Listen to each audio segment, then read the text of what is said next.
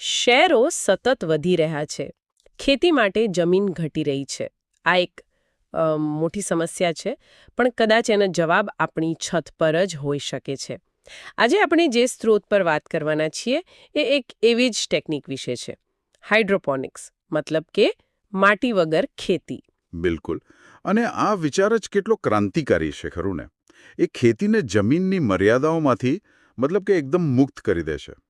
સ્ત્રોત પ્રમાણે આ ખાલી માટીને બદલવાની વાત નથી. હમ આ તો ખેતી ક્યાં અને કેવી રીતે થઈ શકે એ આખી સમજને જ બદલી નાખે છે.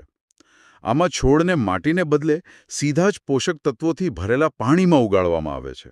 એક મિનિટ, આ પોષક તત્વોથી ભરેલું પાણી એ એટલે શું કોઈ ખાસ પ્રકારનું પાણી હોય? સારો પ્રશ્ન છે. જુઓ, એકદમ સિમ્પલ છે. આ એ જ પોષક તત્વો છે જે છોડ સામાન્ય રીતે માટીમાંથી લે. શહેરો સતત વધી રહ્યા છે. ખેતી માટે જમીન ઘટી રહી છે.